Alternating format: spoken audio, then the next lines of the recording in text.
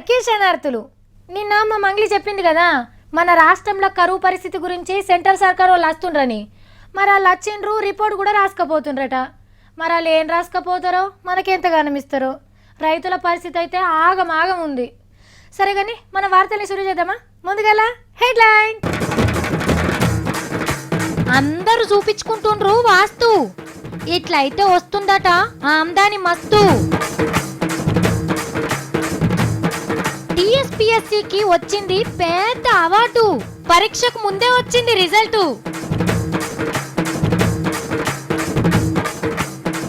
రాజన్న రాజ్యంలా ఉండదట మందు, జగనన్న చెప్పింది ఎంతో పసందు.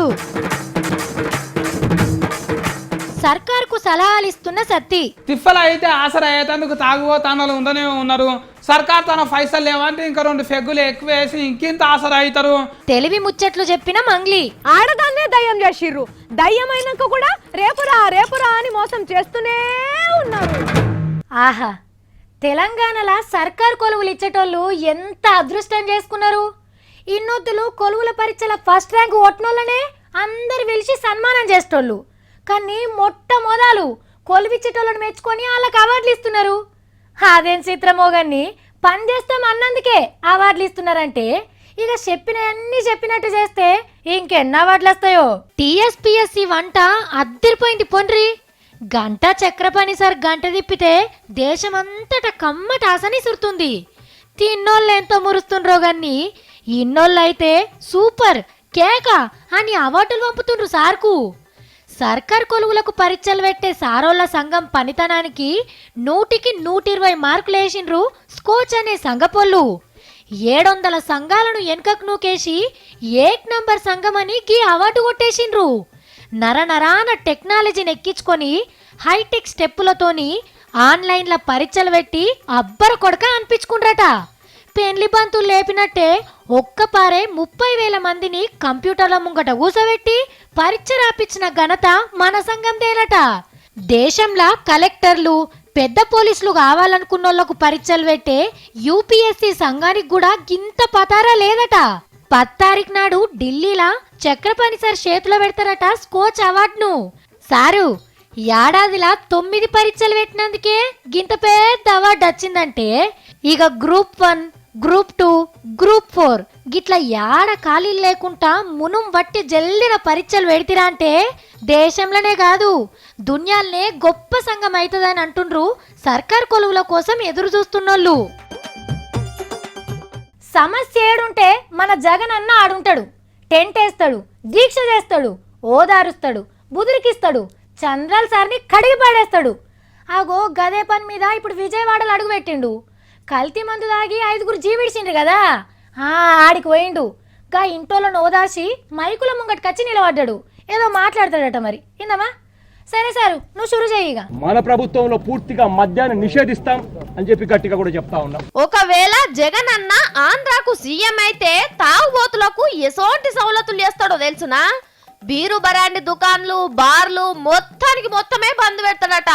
అంటే మందు దొరకదని కాదు, చేతులకు మందు గిలాస రావాలంటే కొన్ని షరతులు వర్తిస్తాయి. ఎందుకంటే సపరేట్ సిట్టింగ్ ఏర్పాటు చేస్తాడట.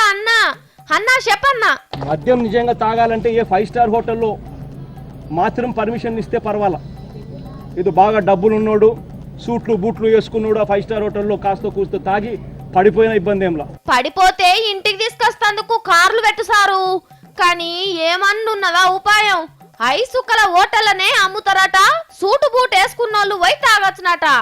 అంటే పైసలున్నోనికి మందు రాజ్యం, లేనోనికి రామరాజ్యం అన్నట్టు. కండ్ల ముంగట కనబడకుంటే ఏం కాదు గాని గుట్ట మీద పెట్టి ఊరిస్తే తాగుబోతులు ఊకుంటారా సారు? సూటు బూటు సుక్క కోసం ఇల్లు సంసారాలు ఆగం చేసినా చేస్తారు అని భయపడుతుండ్రట అమ్మలక్కలు. అరే ఆ స్టూల్ గట్ట ఎందుకు పెట్టిండ్రు? ఆడికెళ్ళి పక్కకు తీసేయండి. అయ్యయ్యో గడ చూడుండ్రి, చెప్పు బోర్ల పడున్నది. అట్లా ఉంచుతారు ఎవరైనా? తీసక్కగాని దాన్ని. ఏంది అన్న, నువ్వేమో ఉత్తరం దిక్కు కాలు చాపి మంచిగా కూర్చున్నావు. అట్లా కూర్చోకు, లేవాడికెళ్ళి. మర్రగాలు వేసుకునే వాళ్ళ నాడోళ్ళు అట్లా కూర్చుంటారా? కూర్చోవద్దు, మర్రగాలు తీసే. అర్రే నీళ్ళ కుండల కాడ బర్రెని కట్టేస్తారా? తీండ్రి. ఎంత పని అయిపోతుంటే నేను చెప్పకుంటే.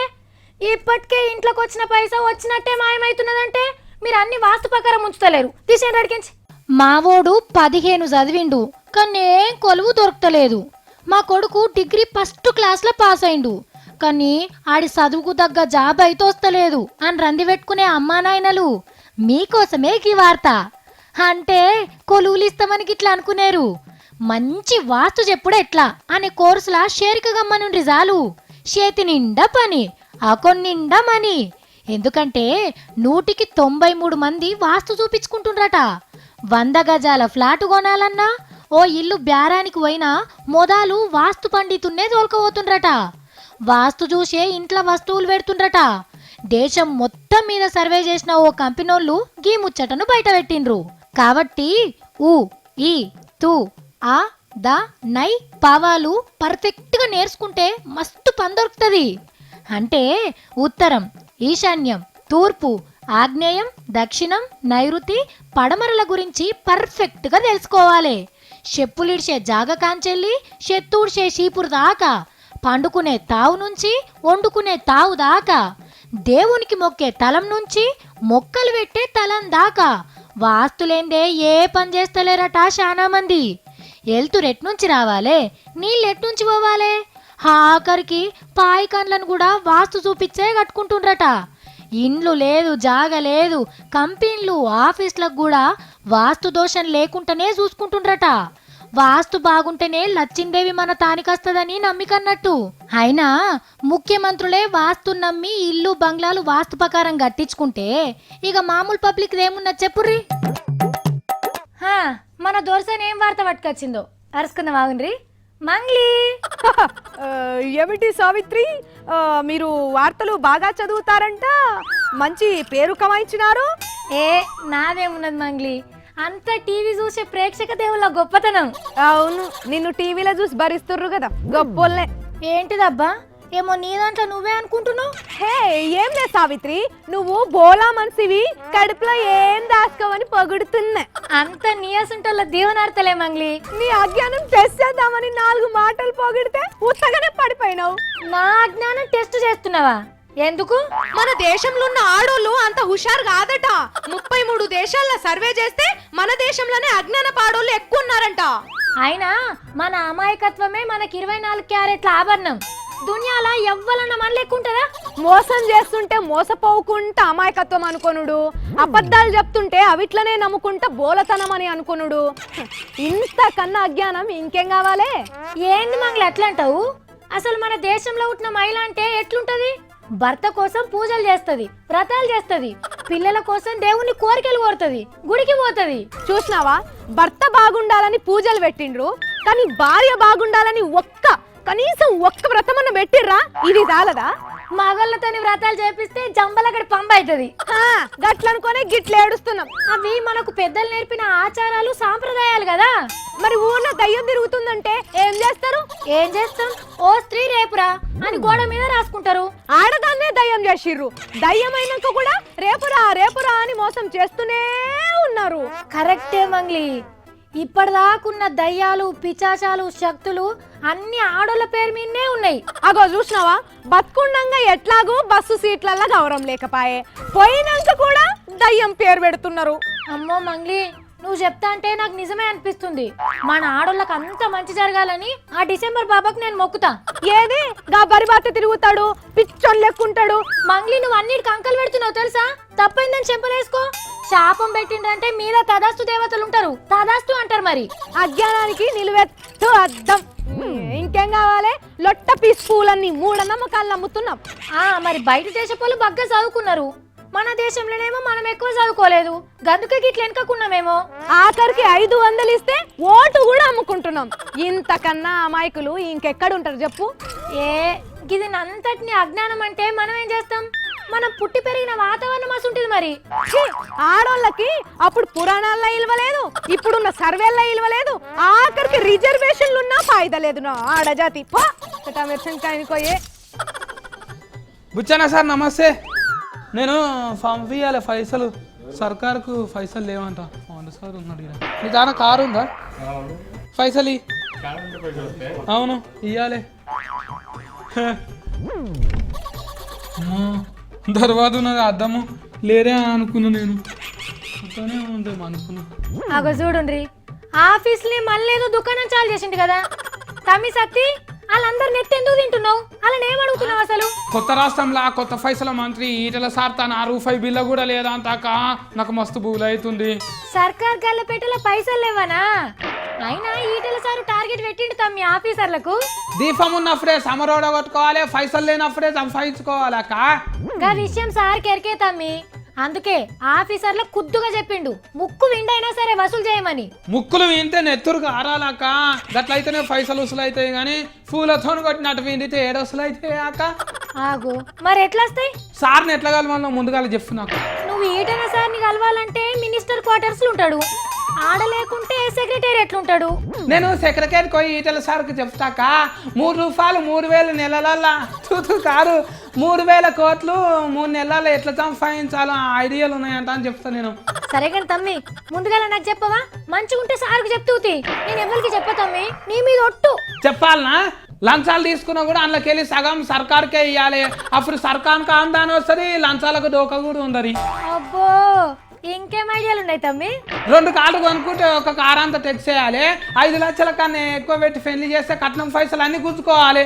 నిజమే తమ్మి, ఇదైతే వాజివే. ఎక్కువ ఖర్చు పెట్టి పెళ్లిళ్ళు చేసుకుంటే ట్యాక్స్ వేయాల్సిందే. ఉప్పులు పప్పులు కందిపప్పు అలమేలిగడ్డ బిలాక్ చేసి ఎక్కువ రేటుకి అమ్మిండ్రు అనుకో అక్క, వేసి పడేయాలి టెస్కులు. అవును తమ్మి, ఇది కూడా వేయొచ్చు. 30 ఏళ్ళు వచ్చినాక కూడా అయ్యవ తెచ్చిపెడితే తినటోళ్ళకు టెక్స్లు వేయాలక్క. అబ్బా మరి 30 ఏళ్ళు వచ్చేదాకా కొలువు చూపించకపోతే సర్కార్ మీద ఎవరేయాలి ట్యాక్స్? అట్లనా అక్క? అక్క తిన్మారు వార్తలు చూసి నగేటోళ్ళకు కూడా టెక్స్ వేయాలి అక్క, అప్పుడు బంగారు తెలంగాణకు మనం కూడా ఇంత సాయం చేసినట్టు అవుతుంది కదా. అమ్మా వార్తలు చూసేటోళ్ళ మీద కూడా ట్యాక్స్ లేయమంటావా? మళ్ళీ కేసీఆర్ సార్ ఇట్టేటోళ్ళని కూడా టెక్స్లు వేయాలక్క, అప్పుడు చెట్టు దులిపినట్టే రాలుతాయి మస్తు పైసలు.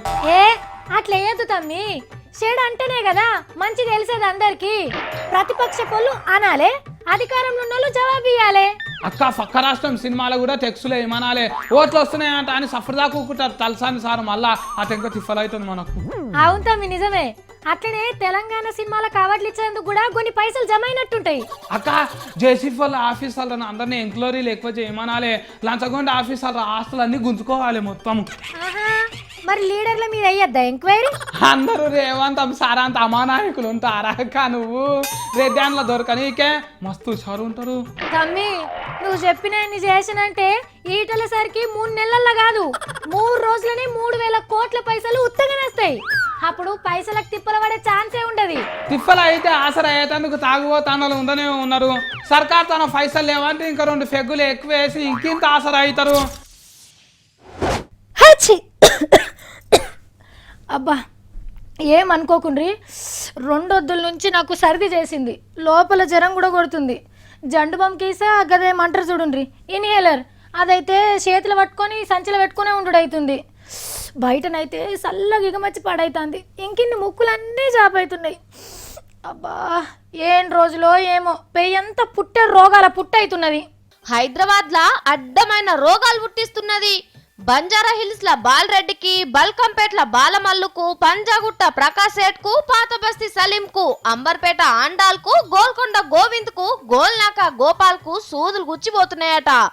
చిన్న పెద్ద కులం మతం లేనే లేదు, రోగం అంటించిందే లెక్క అని తిరుగుతున్నాయట. పెద్ద పెద్ద పైల్వాన్లం అని అనుకున్నోళ్ళు కూడా మూడ్చుకొని మూలకు పడ్డారట రోగాలతోని. మలేరియా, డెంగీ, టైఫాయిడ్, బోయిఫాయిడ్ అడ్డమైన రోగాలన్నీ పట్నంలోనే మెట్టు పెట్టినాయట. ముందే చలికాలం అయ్యే, ఇక పరిస్థితి ఎట్లుంటది? సర్దులు, దగ్గుపడిశం, తుమ్ములతోనే పొద్దెలదిస్తున్నారు జనాలు. దోమల వల్ల లాభం పొందుతున్నది ఎవ్వలనున్నారంటే వాళ్ళు పవేర్ దావకాన్ల ఓనర్లే. జరాల దెబ్బకు పైసల వరద వారుతున్నది దావకాన్లల్లా. వచ్చిన మందిని చూసి కోరంటి జరాల దావకానకే చలి జరం పట్టుకుందట. అందరూ చూపించుకుంటుండ్రు వాస్తు, ఇట్లయితే వస్తుందట ఆమ్దాని మస్తు. టీఎస్పీఎస్సీకి వచ్చింది పెద్ద అవార్డు, పరీక్షకు ముందే వచ్చింది రిజల్ట్.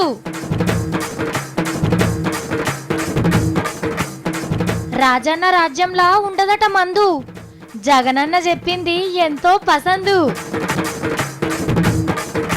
సర్కార్కు సలహాలు ఇస్తున్న సత్తి. తిప్పలు అయితే ఆసరా అయ్యేందుకు తాగుబోతానాలు ఉండనే ఉన్నారు. సర్కార్ తన పైసలు లేవంటే ఇంకా 2 ఫెగ్గులు ఎక్కువ వేసి ఇంకింత ఆసరా అవుతారు. తెలివి ముచ్చట్లు చెప్పిన మంగ్లీ. ఆడదాన్నే దయ్యం చేసిర్రు. దయ్యమైనాక కూడా రేపురా అని మోసం చేస్తూనే ఉన్నారు. చూసేసిరు కదా ఇక గివి ఇవాళ నేను పట్టుకొచ్చిన తీన్మార్ ముచ్చట్లు. మళ్ళీ పరి తీన్మార్ వార్తలలో కలుద్దాం. అప్పటిదాకా చూస్తూనే ఉండుండ్రి V6.